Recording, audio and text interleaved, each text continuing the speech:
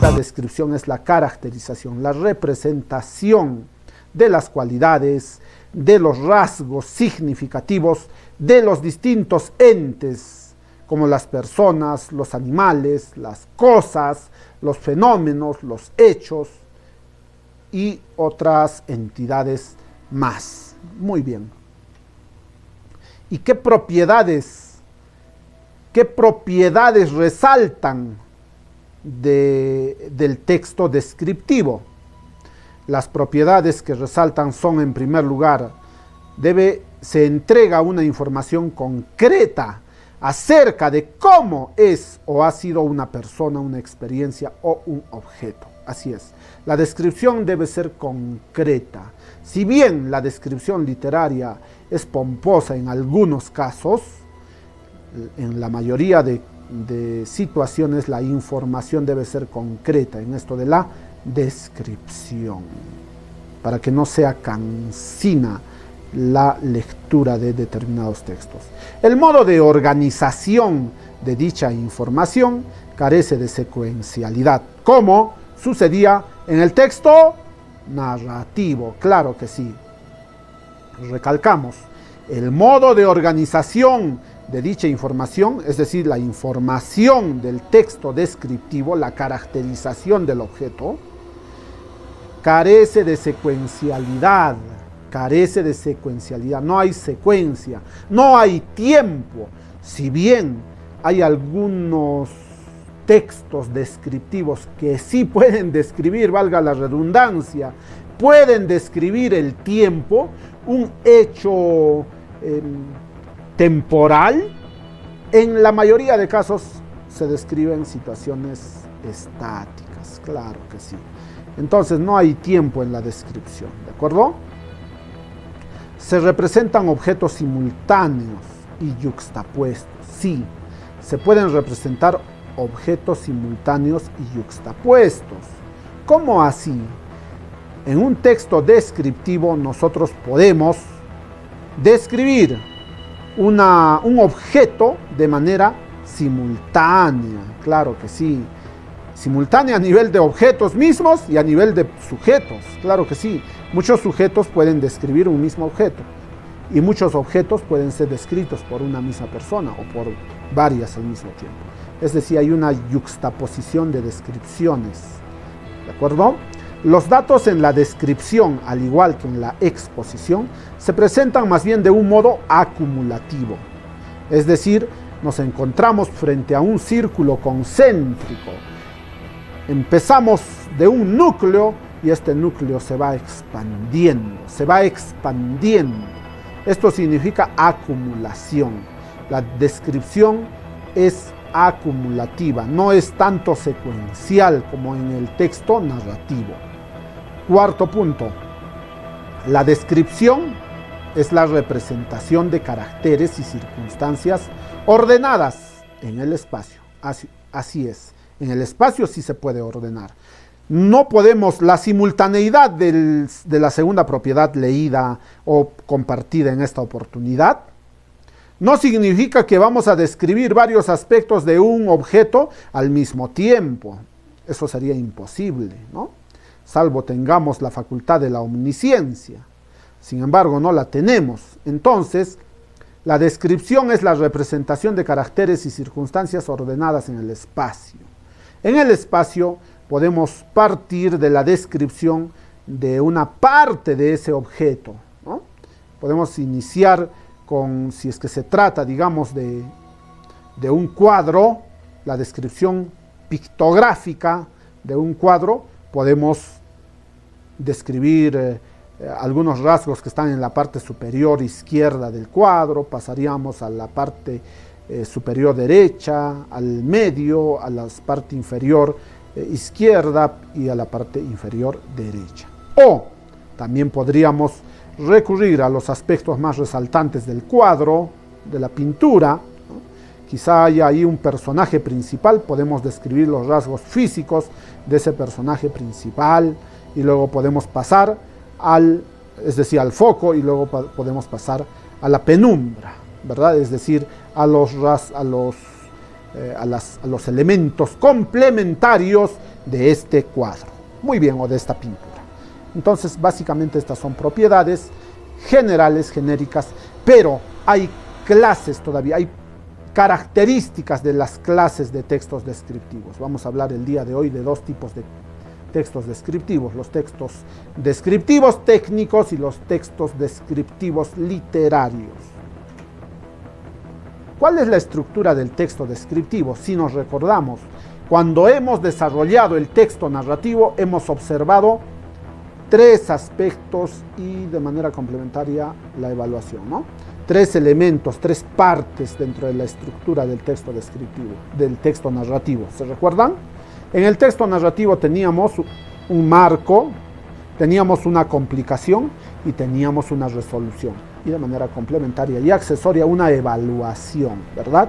Pero la evaluación está en la mayoría de veces en el texto narrativo cotidiano, ¿de acuerdo? Entonces, aquí había secuencia. En cambio, en el texto descriptivo hay mayor libertad. Hay mayor libertad. Una descripción no necesariamente obedece a una estructura monótona, a una estructura mecánica, ¿no? Sino se da a conocer la libertad. Pero esta libertad está enmarcada en determinados aspectos. El texto descriptivo, en cuanto a los aspectos, comprende propiedades y partes, ¿verdad que sí?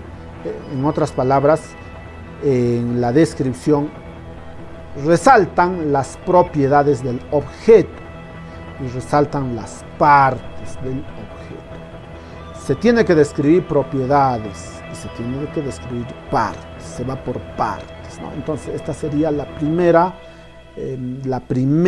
línea de la estructura del texto descriptivo. En segundo lugar, las relaciones. Así es, las relaciones. Una descripción debe contener relaciones, ¿no? El caballero Carmelo, por ejemplo, es un personaje que por Abraham Valdelomar ha sido descrito muy efectivamente, ¿no? De manera efectiva, ya que hace un parangón con los caballeros medievales, ¿verdad? Compara a este gallo colorado, el Carmelo, ¿con qué? Con los caballeros medievales. Bueno, colorado, ¿no? Colorado, le dije. También hay otro personaje, ¿no? Dentro de esta obra, pero también el caballero Carmelo, él era de color caramelo, ¿de acuerdo? Muy bien. Y estas relaciones son una parte de la estructura del texto descriptivo. Estas relaciones ayudan, permiten tener mayor visibilidad de la descripción, sobre todo cuando estamos frente a una descripción literaria, textual, sin imágenes, ¿no? Muy bien. Comprende la situación. En la situación puede estar el tiempo y puede estar el espacio. Y las asociaciones, comparaciones y metáforas. Como les decía, el ajiseco es el antagonista. Al Carmelo, al caballero Carmelo, al gallo Carmelo, se le compara con un caballero medieval. ¿De acuerdo? Muy bien. Entonces no nos olvidemos que la estructura del texto descriptivo básicamente está determinada por los aspectos y las relaciones. Aspectos y relaciones. Hablemos ahora de los tipos de textos descriptivos. Vamos a hablar en primer lugar desde el punto de vista del sujeto, por el sujeto. La intención comunicativa, el punto de vista y la actitud del emisor definen dos tipos de descripción que por sus características podemos considerar opuestos, ¿de acuerdo? Ojo, yo quiero que le demos énfasis a lo siguiente. Leamos la primera parte de este segmento. La intención comunicativa, número 1. El punto de vista, número 2. Y la actitud del emisor tienen dos tipos de descripción que por sus características podemos considerar opuestos, son opuestos. ¿Y cuáles son? Estamos hablando desde el punto de vista del sujeto, no del objeto, no del objeto descrito, no del ente descrito, sino de la perspectiva del sujeto, ¿no?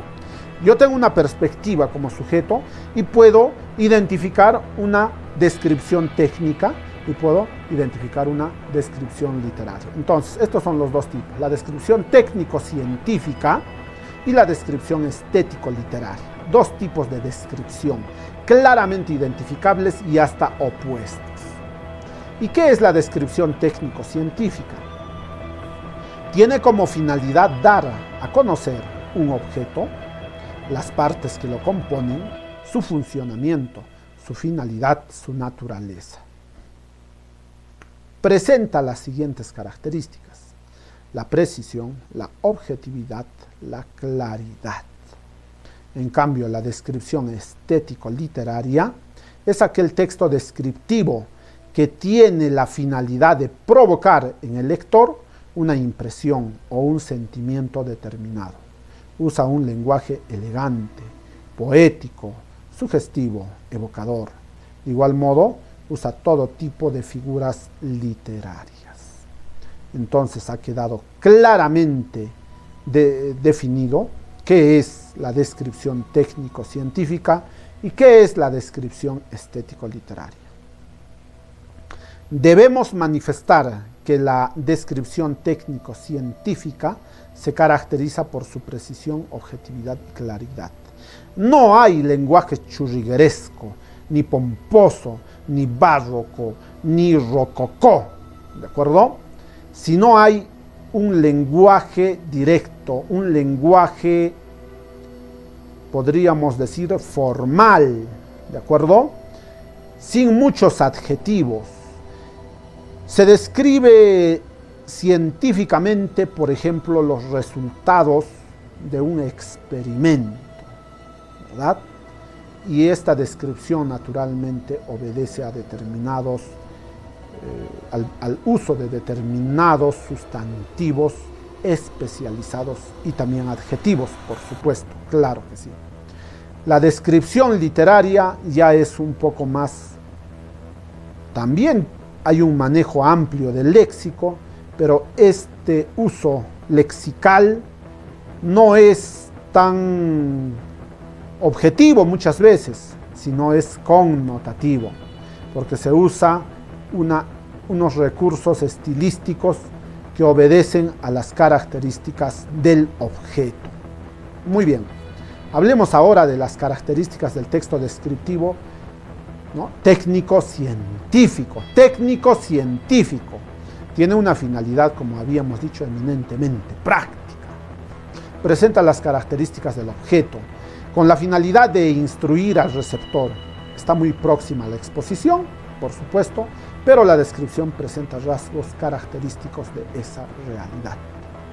Señoritas y jóvenes, la descripción técnico-científica se encuentra en los textos técnicos científicos, como los artículos de investigación, las tesis o informes de investigación, en los trabajos monográficos científicos, en los ensayos científicos, en los libros de textos científicos. Pongamos como ejemplo un artículo científico. Los artículos científicos tienen un cúmulo de descripciones. Si la investigación se trata sobre las comorbilidades asociadas al COVID-19, entonces estas comorbilidades asociadas deben ser descritas técnica y científicamente. Es decir, se tiene que expresar estas comorbilidades a nivel, por ejemplo, de la hipertensión, de la diabetes, de problemas cardiovasculares, entre otros. Y se dirá, el nivel de hipertensión arterial tiene determinados miligramos de mercurio, ¿no? Desde el punto de vista sistólico y diastólico, ¿verdad que sí? Entonces estamos frente a una descripción técnico-científica, profunda, compleja. Claro que sí. No obstante, un texto técnico-científico, también debe ser comprensible. No debemos exagerar en la terminología especializada, si es que se puede expresar un término con una veracidad y entendimiento más accesible. ¿Cuáles son las características? La objetividad, la precisión y la claridad. La objetividad, la precisión y la claridad. Cuando hablamos de objetividad, estamos hablando de la ausencia de referencias al sujeto emisor. ¿De acuerdo? Un texto científico, señoritas y jóvenes, se da en un lenguaje impersonal, no hace referencia al sujeto emisor. No debemos referirnos al sujeto emisor. Es decir, si yo hago un trabajo de investigación, yo no puedo decir nosotros pensamos o yo pienso desde mi opinión. No, en el texto científico no existe yo opino o tú opinas o él opina, sino simplemente se dice, se considera que desde el punto de vista de un determinado autor, quien encontró en un experimento, se llegó a la siguiente conclusión. Comprendemos, el lenguaje es impersonal. No hay primera, ni segunda, ni tercera persona. Tercera persona, salvo se esté citando a algún autor o antecedente. Entonces, dentro de la objetividad, hay una ausencia de referencias al sujeto emisor, y no solamente al sujeto emisor, sino también al sujeto posible receptor, y también al sujeto quizá que nos haya inspirado, ¿no? Que nos haya inspirado a realizar el trabajo. Podemos citar sí autores, que es cosa diferente. La objetividad también tiene que ver con el léxico denotativo, prioritariamente, así es. El lenguaje debe ser real, evidente, sin pomposidad, sin recursos literarios, ¿de acuerdo? Debe ser expresivo, debe ser directo, ¿sí? Prioritariamente. No obstante, hay un lenguaje connotativo, claro que sí. ¿Y cuándo se utiliza el lenguaje connotativo? Cuando se utiliza un léxico especializado.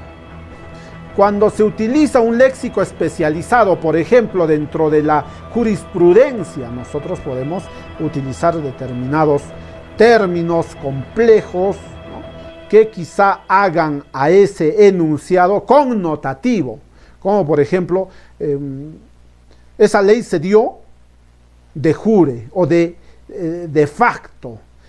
Estamos frente a un presidente de facto, digamos, estamos frente a un presidente de hecho, ¿no? Entonces, señoritas y jóvenes, la connotación se da en algunos casos. Profesor, pero ¿de qué nos está hablando? Yo no sé qué significa denotativo y connotativo.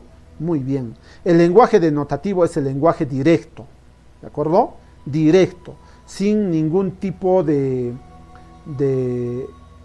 causas o sin ningún tipo de lenguaje implícito, es decir, no se utilizan las figuras literarias. Si yo digo, los algodones del cielo están llorando, ¿no? Entonces puedo imaginarme que estoy diciendo que las nubes están produciendo lluvia, ¿no?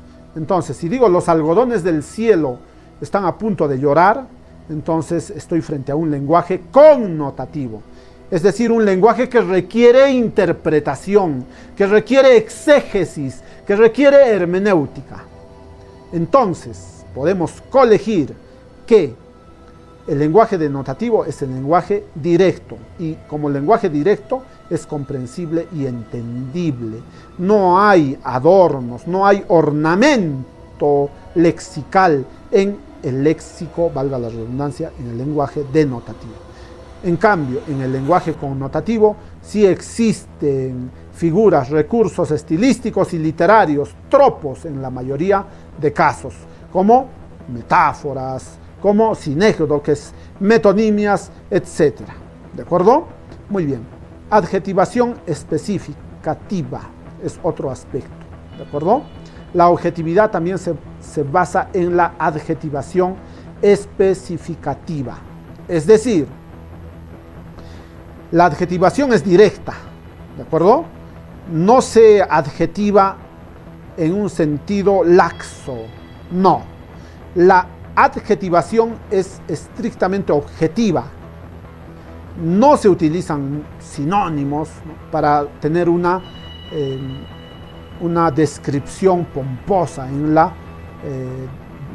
el texto descriptivo técnico científico. ¿De acuerdo? Muy bien, otra de las características es la precisión. El lenguaje debe ser preciso. El texto descriptivo es preciso en el lenguaje. ¿Por qué? Porque es exhaustivo y minucioso en la presentación de los datos. ¿De acuerdo?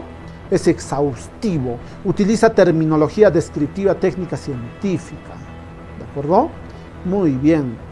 Y también se usa tecnicismos. Existe el uso de tecnicismos y esto complementa al lenguaje connotativo, ¿no?, de alguna u otra forma. Se utilizan muchos tecnicismos en el derecho, en la medicina, en las ingenierías. ¿De acuerdo? Claridad. ¿Qué es la claridad?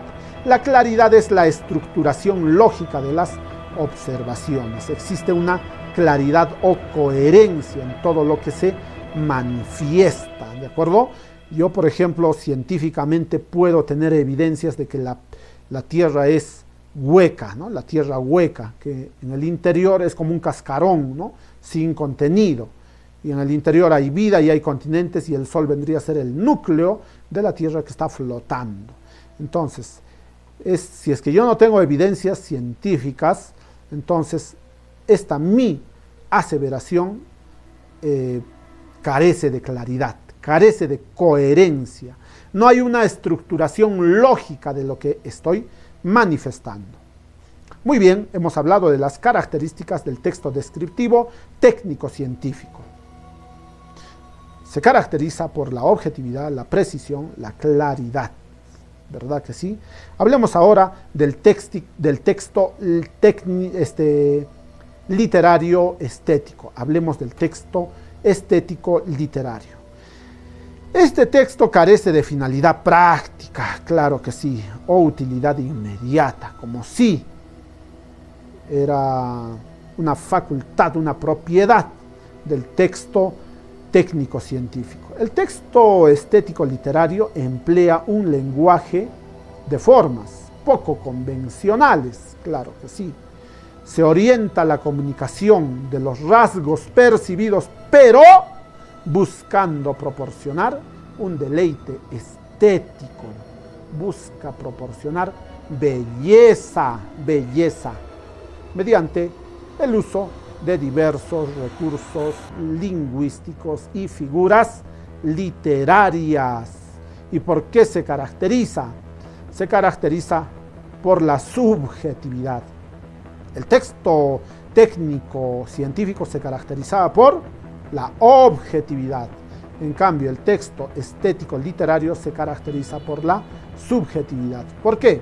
Porque el lenguaje utilizado es connotativo. Es un lenguaje simbólico, un lenguaje, podríamos decir, que requiere interpretación literaria, ¿correcto? Bueno, pero esta interpretación literaria, desde los postulados literarios, pueden ser requeridos o no, porque existe una corriente que dice que la literatura no debe ser interpretada, sino solamente debe ser un esquema, un marco, un contenido que debe causar predilección, que puede causar deleite, gozo, ¿no? Pero otros dicen que sí debe ser interpretado. Quienes dicen que el texto literario su objetivo es causar el deleite estético nada más, ellos señalan que no se debe interpretar porque nunca se llegará al mismo puerto, es decir, no se puede interpretar un mismo texto literario de un mismo modo, sino de distintos modos, en el sentido de que exista una cantidad determinada de intérpretes. Muy bien. La subjetividad también requiere una adjetivación profunda, claro que sí, una adjetivación profunda. Es decir, necesitamos adjetivar un objeto de manera profunda, de manera, podríamos decir, de una manera donde demos a conocer todos los detalles necesarios para que tengamos una percepción de la belleza. Otra característica es el propósito artístico, claro que sí, el propósito artístico, ¿no? Transmite emociones y sensaciones. Una descripción nos permite emociones y sensaciones. Por ejemplo, en la obra de García Márquez, ¿no?, premio Nobel, en su obra 100 años de soledad, la primera parte de su obra, los primeros enunciados, son cruciales, ¿no? Frente a un pelotón de fusilamiento. Así empieza, frente a un pelotón de fusilamiento, ¿no? Entonces, qué manera tan profunda de iniciar un texto.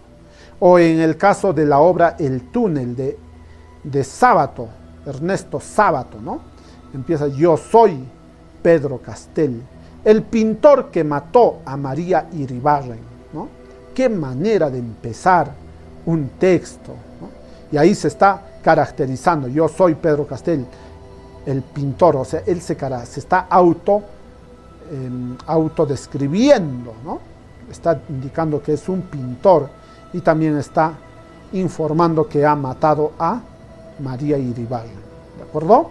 Muy bien, entonces transmite emociones y sensaciones el texto estético-literario, texto descriptivo estético-literario, ¿no? Y también produce impresiones, es decir, puntos de vista, ¿de acuerdo? Supongamos que nosotros estamos en contra digamos, del aborto y leemos ahí una descripción estética, ¿no?, del aborto, entonces en nosotros va a causar determinada impresión, ¿verdad que sí? Muy bien. Tiene otra característica que es la característica instrumental. Significa que el texto descriptivo, estético, literario, utiliza recursos estilísticos, utiliza descripciones, figuras literarias. Así es, utiliza figuras literarias. No nos olvidemos. Tenemos otro ejemplo, un ejemplo de descripción técnico-científica. Ya dijimos que este tipo de descripciones aparecen en textos expositivos de carácter técnico, científico, histórico, sociológico, etc., como un procedimiento complementario a la explicación de ideas. Tenemos, por ejemplo, la descripción técnica. El Sol tiene un diámetro de 1.391.000 HM, unas 109 veces mayor que el de la Tierra. Por lo menos este es el diámetro del enorme globo de gas del cual nos llega la luz solar. La superficie brillante, constituida principalmente por los gases hidrógeno y helio, se encuentra a una temperatura de 6.000 grados centígrados y se denomina fotosfera. Por encima de la fotosfera hay una capa gaseosa algo más fría, a unos 5.000 grados centígrados, cuyo espesor es de unos 500 kilómetros. Ya, aquí nomás nos quedamos porque si no nos vamos a dormir. Muy bien, pero lo que sí quiero resaltar es que nos encontramos frente a una descripción técnico-científica, ya que estamos describiendo un elemento que ha sido producto de una investigación de geógrafos, que ha sido de astrónomos y de otros técnicos y otros científicos más en relación al Sol. Se está informando y describiendo al mismo tiempo que el Sol tiene un diámetro determinado, ¿no? Y se está comparando este diámetro, ya que dice, por lo menos este es el diámetro del enorme globo, ¿no? Se dice que el Sol es un globo de gas, ¿no? Es gas, el Sol es gas, del cual nos llega la luz solar, ¿de acuerdo? Muy bien. Se habla luego, se describe también la superficie, se dice que es brillante, ¿no? Que contiene mucho hidrógeno y helio, ¿no? Básicamente. Y se está informando también sobre cuál es su temperatura, ¿no? Sus grados centígrados. ¿Y qué se denomina? ¿Verdad que sí? Y se dice que hay encima de la fotosfera, ¿no? ¿Qué hay encima de la fotosfera, ¿correcto? Y se dice que hay una capa, y esta capa es un tanto más fría, ¿no? Eso es lo que se está manifestando, ¿verdad que sí? Luego se habla del espesor. ¿Cuánto de espesor tiene? Y se dice que son 500 kilómetros de esta capa, ¿verdad que sí? Muy bien. Entonces, a esto nosotros le denominamos descripción técnico-científica. Profesor, me dirán ustedes, yo escuché que los textos descriptivos no deben contener verbos, y en este texto yo noto muchos verbos. Bueno, en un texto descriptivo sí se utiliza verbos, ¿no? Si no, ¿cómo voy a comparar? Si no, ¿cómo voy a dar determinadas cualidades? Si yo digo, el sol tiene, ¿no? Ese verbo tener sirve para describir. El verbo ser, que es un verbo copulativo también, ¿no? Hay verbos predicativos que también se utilizan. Los verbos, es falso entonces decir que no se utilizan verbos en los textos descriptivos, sí se utilizan. Lo que sí más bien podemos recalcar que una descripción utiliza verbos, claro que sí, pero se le da mayor importancia a los adjetivos.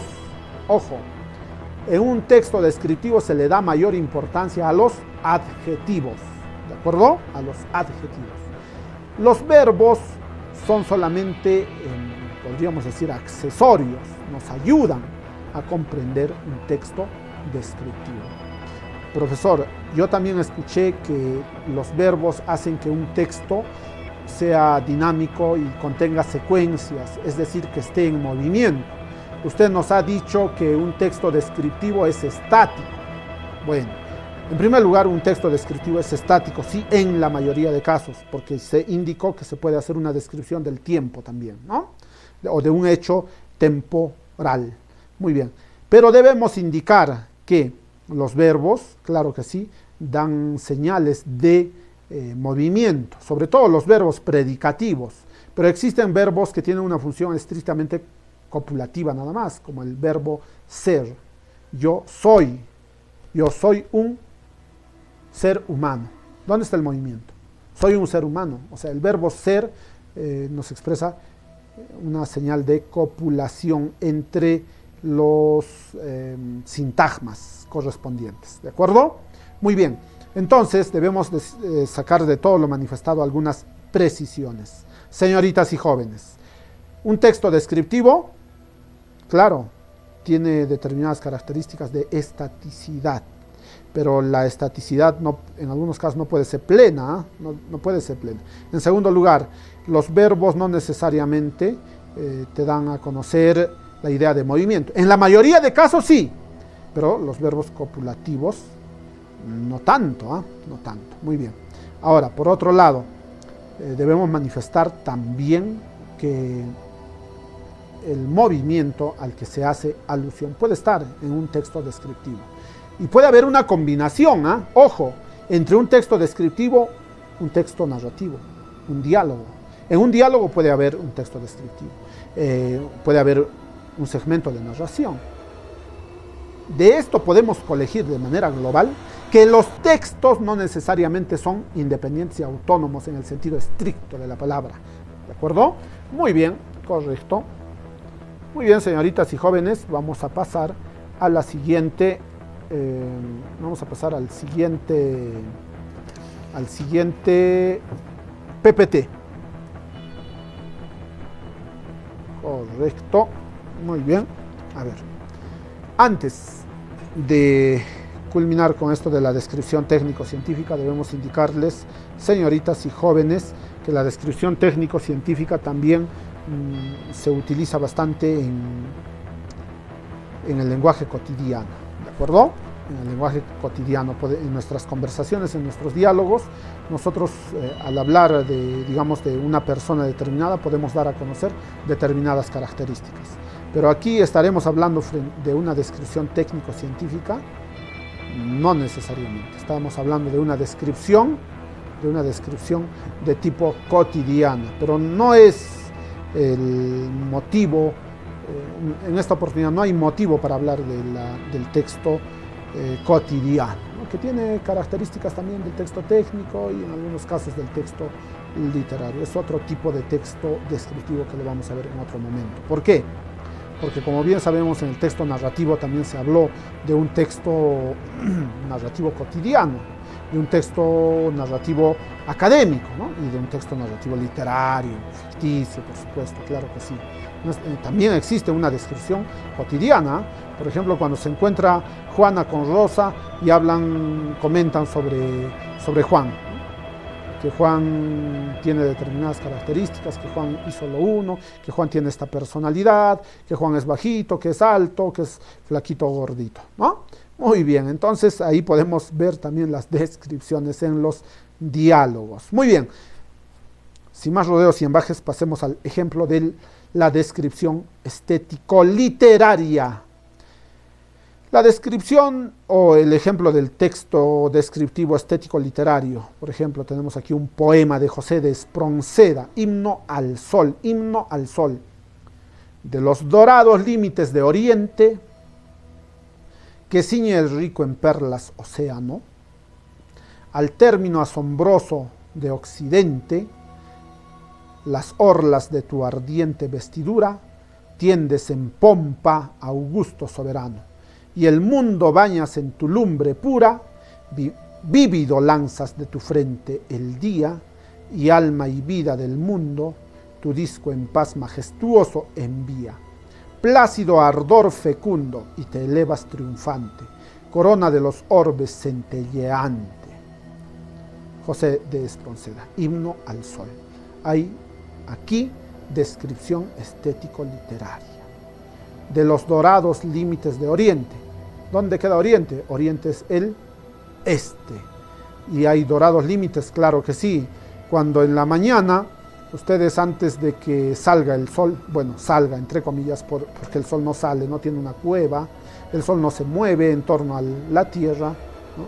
Entonces podemos decir, entre comillas, cuando sale el sol, o antes de que salga el sol, observamos al este, es decir, en este caso hacia donde está el lago Titicaca, quienes están viviendo aquí en Puno, y podemos observar que hay un límite en el confín, ¿no? En las montañas, en los cerros, o en el mismo lago, hay un confín, una luz que empieza a brotar, una iluminación en el cielo, ¿verdad? Que es un tanto dorada, ¿verdad que sí? Y a este límite, a esta inmensa cabellera, se le denomina alba, alborada o aurora. Entonces José de Espronceda ya está describiendo aquí, dice, de los dorados límites de Oriente, está indicando que Oriente tiene dorados límites, y nosotros podemos inferir que estos dorados límites se dan pues en las mañanas, muy temprano, en estos tiempos, en esta estación de primavera todavía, también de verano, claro que sí. Esto se da pues aproximadamente a las 4:30, ¿no? Hora en que empieza a aclarar, a las 5 de la mañana, ¿no? Hay unos dorados límites de Oriente. Entonces se está describiendo, se está caracterizando a Oriente a esa hora aproximadamente. Dorados límites de Oriente, ¿no? Que ciñe el rico en perlas océano. Océano, dice, ¿no? Océano. ¿Por qué? Porque océano debería de tener su tilde, pero como no tiene tilde, aquí se está pronunciando como océano. Que ciñe el rico en perlas océano, ¿no? Al término asombroso de Occidente, las orlas de tu ardiente vestidura, ¿no? Se está indicando que el sol tiene orlas, es decir, una orla es un adorno, ¿no? Las orlas de tu ardiente vestidura. Se está indicando que tiene una vestidura el sol y que esta vestidura es ardiente. Se está describiendo con determinados adjetivos, ¿verdad que sí? Tiendes en pompa, claro que sí. Augusto soberano, se le está haciendo un parangón, una comparación, un símil a el sol. Se le está comparando con César Augusto, ¿no? Con Augusto soberano, con un soberano griego, es decir, con un magnánimo o con una figura magna, diremos, ¿no? Y el mundo bañas en tu lumbre pura. Bañas el mundo en tu lumbre pura. Es decir, estás bañando con tu luminosidad el mundo. Vívido lanzas de tu frente el día. O sea, vívido. Estás vivo, vivo. Lanzas de tu frente el día. De tu frente estás lanzando el día. Nos das el día prácticamente, es lo que se quiere decir. Y alma y vida del mundo. Y también no solamente nos lanzas el día, nos lanzas el alma y la vida del mundo, ¿no? Tu disco en paz majestuoso envía. Así es, eres un disco, claro que sí, pero se hace alusión a que también tienes un disco. Puede ser un disco como puedes tener un disco. En paz majestuoso envía. Plácido ardor fecundo, ardes fecundo, plácido, claro que sí. Y te elevas triunfante, ¿no? Te elevas triunfante. Triunfante porque no hay, creo, otro cercano que haga lo mismo aquí en la tierra, ¿verdad? Corona de los orbes centelleante. Hermoso poema ¿de quién? De José de Espronceda. Ejemplo de texto estético literario. Y aquí también hay una descripción técnica del sol. Todo en torno al sol, señoritas y jóvenes. El texto, la descripción técnico-científica en torno al sol y la descripción estético-literaria en torno al sol. Muy bien, vamos a pasar ahora sí, en una sola diapositiva a las clases por el objeto. Clases por el objeto. Todo lo que hemos desarrollado era por el sujeto. Ahora ya no vamos a hablar tanto del sujeto porque el sujeto tiene relación con la descripción técnico-científica y la descripción estético-literaria. Hablemos ahora del objeto, por el objeto. La clasificación por el objeto es sencilla, ¿no? Tenemos, por ejemplo, la prosopografía. ¿Qué es la prosopografía? Es la descripción de los rasgos físicos y externos de la persona, ¿correcto? Muy bien. Recalco, la prosopografía es una descripción de rasgos físicos y externos de la persona. Ejemplos: Juan tiene el cabello color azabache, es de estatura, de una estatura estándar, 1,70 m, habla el idioma español, lleva 30 años, etcétera, ¿no? Prosopografía, características, rasgos físicos y externos de la persona, ¿de acuerdo? Los rasgos visibles. La etopeya es la descripción de cualidades morales y psicológicas de la persona. Ejemplos: Juan tiene un carácter iracundo, no sonríe nunca, en algunas ocasiones se deprime rápidamente frente a hechos de violencia, etcétera, ¿no? Entonces estamos dando cuenta que rasgos morales, porque es iracundo, pues Juan, ¿no? Es iracundo. También decimos que se deprime rápidamente, es una persona muy depresiva, etcétera, ¿no? Listo, etopeya. Recordemos, mira, entre la prosopografía y la etopeya hay parecidos. La prosopografía es la descripción externa de la persona. La etopeya es la descripción interna de la persona. Interna, profesor, claro, interna a nivel psicológico, no interna a nivel anatómico, ¿no? Porque a nivel anatómico tendríamos que describir nuestro esófago, nuestros pulmones, nuestro corazón, ¿no? Sino etopéyico a nivel de la psicología, ¿de acuerdo? Entonces, la descripción prosopográfica tiene que ver con la descripción de los rasgos externos y la descripción etopéyica tiene que ver con la descripción psicológica. Prosopografía y etopeya. Un par tipológico que no debemos olvidar y que debemos relacionar, ¿eh? Listo. Luego tenemos el retrato, que es el sumum de la prosopografía y la etopeya, es decir, es la suma, podríamos decir la combinación o hasta en algunos casos la yuxtaposición de la prosopografía y la etopeya al mismo tiempo, no, de manera secuencial, quizá de manera continua, tal vez. El retrato es la combinación de la prosopografía y la etopeya. La descripción física se combina con la descripción moral de la persona. A este hecho se le denomina retrato. Correcto. Luego tenemos el paralelo. ¿Qué es el paralelo? El paralelo es un tipo de descripción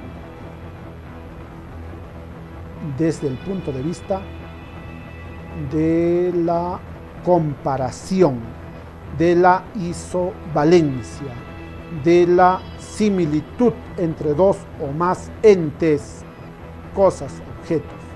Si yo hago una descripción entre dos personas, entre una persona obesa y una persona delgada, entonces estaré describiendo a dos personas, y al hacer estas descripciones mediante el uso de determinados operadores o conectores relacionantes, estaré frente a un paralelo. ¿Qué es el paralelo? Es la descripción comparativa de dos entes o personas o animales u objetos. Muy bien. ¿Qué es la caricatura? La caricatura es la descripción exagerada y acentuando sus defectos de los rasgos físicos y morales de la persona. Claro que sí. Es la descripción exagerada, la caricatura. No me estoy refiriendo al dibujo, ¿eh?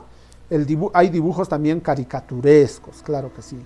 Nos estamos refiriendo a la descripción caricaturesca, una descripción con el uso de enunciados, de palabras, de frases, ¿no? Por ejemplo, uno de los ejemplos más relevantes es el poema A una nariz. ¿De quién? De Francisco de Quevedo. Francisco de Quevedo ha escrito un poema titulado A una nariz. En este poema se burla él de un personaje que tenía una nariz muy grande y prominente, ¿no? El autor, Francisco de Quevedo, ya exagera en esta caricatura y hace dar la impresión al lector de que la nariz de este personaje es más grande incluso que todo su cuerpo, ¿no? Por eso se dice y empieza: érase un hombre a una nariz pegado, ¿no? Empieza con ese verso, es un poema. Érase un hombre a una nariz pegado. Es decir, como si un hombre pequeñísimo estuviese pegado a una nariz gigantesca, ¿verdad que sí? Entonces, con este verso se caricaturiza a la persona y se dice que tiene una nariz muy prominente, que es un narizón y más propiamente un narigón, ¿verdad que sí? Muy bien. Cronografía. Vamos a desarrollar la cronografía. ¿Qué es la cronografía? Crono viene de tiempo, ¿no? Cronos, dios del tiempo en la mitología griega. ¿Qué es la cronografía? Es la descripción de una época, de un siglo, de un mes, de un día. ¿De acuerdo? Muy bien, correcto. Es la cronografía. La pictórica o topografía. La pictórica o topografía es la descripción de un paisaje real. Topos viene de lugar, de espacio, ¿no? Es la descripción de un paisaje real. Tanto el sujeto como el objeto están inmóviles, como el pintor ante un objeto, ¿no? Cuando está pintando el pintor, valga la redundancia, ¿no? Se observa un escenario inmóvil, ¿de acuerdo? Como el pintor ante un objeto. El sujeto trata de captar la luz, el color y la distribución proporcionada de las masas. Muy bien. A esto se llama pictórica o topografía.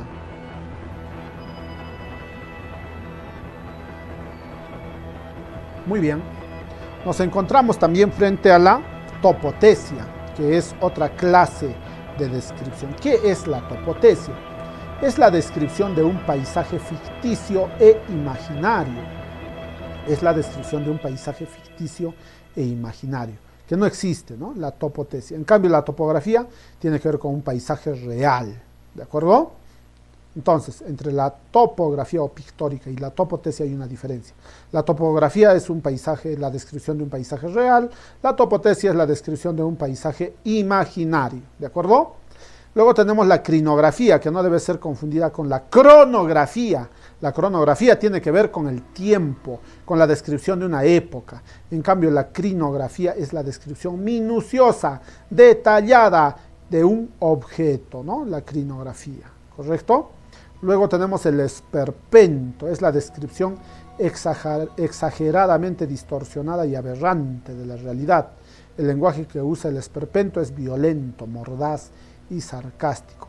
Profesor, ¿cuál es la diferencia entre esperpento y caricatura? Parece lo mismo. No, la caricatura es una descripción exagerada, sí, pero es más, tiene una finalidad estética, ¿de acuerdo? Se encuentra más en los poemas, en los textos ficticios, narrativos, ¿no? En cambio, y no tiene la intención de, solamente tiene una intención de divertimento, de esparcimiento, ¿no? En cambio, el esperpento ya tiene una intención violenta, ¿no? Tiene una intención de, podríamos decir, de crítica, ¿no?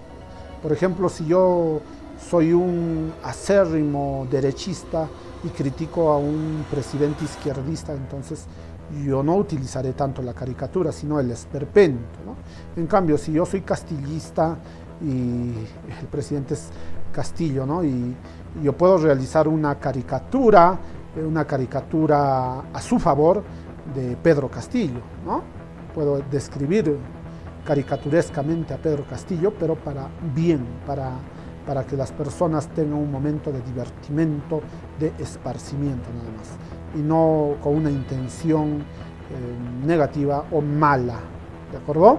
Muy bien, entonces, esta parte, mis estimados jóvenes y señoritas, la clasificación del texto descriptivo o de las descripciones desde el punto de vista del objeto son relevantes. Esta diapositiva, esta parte del PPT, debe ser estudiado por ustedes, porque los exámenes se basan en la mayoría de casos en estas categorías ya explicadas. ¿De acuerdo? Muy bien, continuemos. Otra clasificación más sencilla por el modo, que no es tan conocida, ¿no? Por el modo, tenemos la descripción de una realidad abstracta. Es la descripción de una sensación, de un sentimiento o de emociones. Esto es, aspectos del mundo psíquico, así es, aspectos del mundo psíquico, de una descripción de los sueños, una descripción de los pensamientos, una descripción de los procesos mentales, de las reflexiones, ¿verdad que sí? Muy bien, entonces, esto es por el modo.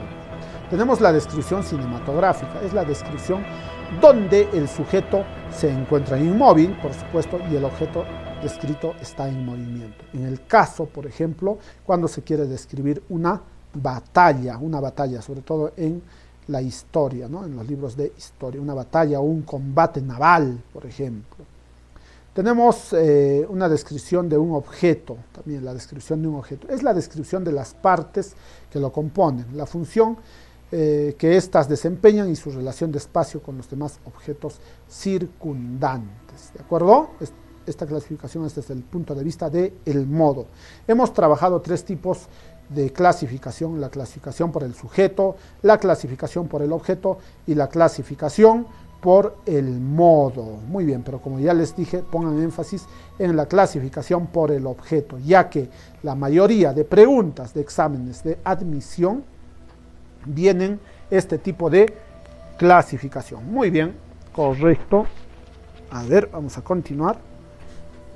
Vamos a hablar de los aspectos pragmáticos de la descripción. Los aspectos pragmáticos de la descripción. Como habíamos indicado al inicio, aquí la intención comunicativa, el punto de vista y la actitud del emisor son relevantes, ¿no? Así es. La descripción tiene una intención comunicativa, ¿no? Y esta intención comunicativa, a nivel del lenguaje, cumple con las siguientes funciones. Tiene una función referencial, una función expresiva y tiene también una función conativa y una función estética, claro que sí. Muy bien. La función referencial, señoritas y jóvenes, es la función informativa, ¿verdad que sí? Un texto descriptivo nos informa, ¿de acuerdo? Cuando ustedes se encuentran en la función referencial del lenguaje, están frente a una función informativa. Sí, claro que sí. El texto descriptivo, la descripción, cumple con una función referencial. Por otro lado, la función expresiva, como el mismo término lo dice, da a conocer determinadas emociones, determinados sentimientos del autor. Así es. La función conativa también se encuentra en los textos descriptivos, ya que cada texto descriptivo, sea este técnico, sea este literario, contiene, ¿no?, la función conativa y hasta a veces la función, en algunos casos no se le diferencia, en otros casos se le da una diferenciación leve, fática, ¿verdad que sí? La función estética se encuentra en la belleza, ¿de acuerdo? La función estética tiene relación con los recursos estilísticos, con las figuras literarias, con los tropos literarios y con la misma construcción que le da belleza a un determinado texto, ¿de acuerdo? Muy bien. Un momentito, por favor. Ya, correcto. Luego tenemos el punto de vista del emisor. Tenemos una perspectiva espacial, una perspectiva temporal, una perspectiva emocional y otro punto de vista. Claro que sí. La perspectiva espacial tiene que ver con el espacio, con el lugar en el que se desarrollan no los acontecimientos, donde están el objeto o el ente a ser descrito. La perspectiva temporal tiene que ver con el tiempo en el que se encuentra el objeto, ¿no? Es decir, la ubicación cronológica del objeto a ser descrito, ¿de acuerdo? Tenemos una perspectiva emocional también, y ahí se da cuenta de las emociones, ¿no? De las emociones que el emisor, la perspectiva de las emociones que el emisor tiene, los sentimientos y las emociones que el emisor posee, que presenta cuando está frente a un objeto o frente a una descripción, ¿de acuerdo? Muy bien, y otro punto de vista, conocer otro punto de vista. Yo puedo tener un punto de vista sobre el texto descrito en torno a un objeto y la otra persona puede tener otro punto de vista de ese mismo texto que contiene la descripción de un objeto, ¿de acuerdo? Muy bien. Luego tenemos la actitud descriptiva. Dentro de la actitud descriptiva podemos apreciar descripciones objetivas y descripciones subjetivas, ¿de acuerdo? Y ya saben, las descripciones objetivas se relacionan más con el texto descriptivo técnico, científico, y las descripciones subjetivas con el texto estético literario. Y también debemos recordar que existe un texto descriptivo cotidiano que podría ingresar a los espacios, en algunos casos de las descripciones objetivas y en otros de las descripciones subjetivas, ¿de acuerdo? Muy bien. Hablemos ahora de la intención comunicativa en sí, de las funciones, ¿no? Brevemente. Ya hemos señalado todo, pero rápidamente. Función referencial: el interés y la atención del emisor se centra en el referente, en lo que describe, ¿no? Es una función básica de las descripciones, así es. La función expresiva: el emisor describe sentimientos propios sin distanciarse de ellos. La conativa: si la descripción tiene como objeto que el receptor actúe o piense de una determinada manera, por ejemplo en la publicidad. La función estética: cuando más que el referente mismo interesa la imagen que de él se crea. El mensaje y la forma es el caso de las descripciones literarias, ¿no? Muy bien. Debemos recordar que la función referencial es informativa, por eso se dice que el interés y la atención del emisor se centra en el referente, en lo que se describe, en lo que describe o se describe, en lo que se informa, ¿no? Muy bien, correcto. Ahora hablemos de las perspectivas. Tenemos 4 perspectivas. La espacial tiene que ver, contempla el objeto, ¿no? Como algo próximo, dependiendo del lugar, de la cercanía, de la distancia. Desde este punto de vista podemos decir que aquí hay un fenómeno espacial, topológico, ¿no? Muy bien. La perspectiva temporal tiene que ver con si se encuentra en el pasado, en la actualidad, en el pasado inmediato, reciente, antiguo, etc.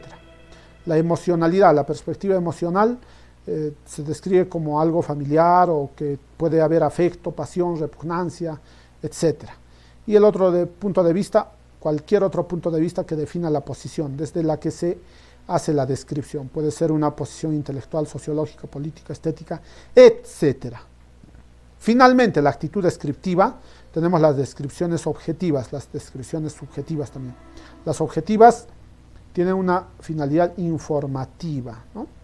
Muy bien. Y en ellas, naturalmente, el emisor trata de ocultar su punto de vista personal. No existe el punto de vista personal en las descripciones objetivas, sino, ya les dije, es una descripción impersonal. Las descripciones subjetivas más bien transmiten la visión personal del objeto. Generalmente las descripciones subjetivas se dan en la literatura, pero no obstante en las descripciones cotidianas podemos observar también mucho de subjetivo y bastante de objetivo. Correcto. ¿Y cuáles serán las fases para elaborar un texto descriptivo? Las fases para elaborar un texto descriptivo son la observación, la selección, la ordenación y la expresión. ¿Y qué es la observación y la selección? La observación significa recopilar rasgos que definen el objeto descrito, ¿no? Y forma su imagen. ¿Y qué es la selección? La selección es escoger, pues, ¿no? Es escoger, es seleccionar rasgos que consideramos relevantes, ¿de acuerdo? Para nuestra descripción, definitivamente. ¿Y qué es la ordenación? El tercer aspecto para elaborar un texto descriptivo. Esto es producción ya, ¿no? La ordenación, la estructura del texto descriptivo puede ser muy variada. Depende de la intención del emisor. Tenemos una estructura de descripción técnica y una estructura de descripción literaria que ya lo hemos realizado, pero esto es a nivel de ordenación, ¿no? Un texto descriptivo técnico-científico contiene una composición. Aquí se enumeran las partes o elementos que lo constituyen. El uso es la explicación de su funcionamiento o proceso necesario para su utilización, ¿de acuerdo? Por ejemplo, en un texto, en una investigación, en un texto investigativo, es un texto argumentativo también una tesis, pero ahí podemos observar descripción científica, ¿no? Y esta descripción científica naturalmente se enumera, ¿no? Se explica cómo funciona, ¿de acuerdo? Y también contiene propiedades o utilidad. En cambio, en la estructura de la descripción literaria hay un tanto más de libertad. El autor es más libre para ordenar su texto, pero siempre es muy significativo, ya que el autor dirige la mirada del receptor en el sentido que le conviene, ¿de acuerdo? Esta ordenación puede seguir criterios espaciales, temporales, lógicos, ¿de acuerdo? Muy bien. Y la descripción dentro del relato. Muy bien. En un relato, lo que les había manifestado. En muchos relatos, novelas, cuentos, existe bastante de descripción. La descripción aparece con frecuencia en los relatos. Utiliza como una técnica o procedimiento específico del discurso narrativo, del texto narrativo. ¿De acuerdo, jóvenes y señoritas? ¿Y qué descripción se hace? Descripción de personajes, claro. Puede haber retratos, prosopografías o epopeyas prioritariamente, ¿no? Y ya saben, el retrato es la suma de la prosopografía y la etopeya, es decir, el carácter físico y el carácter psicológico, ¿de acuerdo? La prosopografía tiene que ver, ya saben, con el aspecto físico, la etopeya tiene que ver con la personalidad y el carácter de la persona. Y la descripción de espacios, el paisaje, el ambiente, el objeto, los objetos también, ¿no? Existe dentro de la narración, existe la descripción de espacios, claro que sí. Y la función de la descripción en el relato es la detención en el transcurso del tiempo y de las acciones, ¿no? Hay un ritmo lento, es decir, ¿para qué sirve ¿Qué función cumple la descripción en un cuento, en una novela, en un mito, en una leyenda? Que nos detengamos por un momento. Cumple la función de detención. Nos detenemos por un momento y hablamos del ritmo lento, ¿no? Listo. Y puede servirnos, claro que sí, para marcar partes de un relato, para provocar emociones, sugerir contenidos de carácter simbólico. ¿De acuerdo? Ahora, los aspectos lingüísticos de la descripción. Tenemos las formas verbales. Existe dentro de las formas verbales imperfectivas, el presente intemporal, sobre todo en las descripciones técnicas. El presente intemporal significa que no debemos hablar ni en futuro ni en pasado, ni tampoco debemos hablar a nivel de personas, sino a nivel impersonal. El presente intemporal también es impersonal, ¿de acuerdo? Por ejemplo, si decimos el sol emite rayos de luz, entonces ahí hay un presente intemporal. El sol emite rayos de luz. Si yo dijera, es intemporal, profesor, pero está en tiempo presente. Bueno, parece que está en tiempo presente. Si estuviera en un presente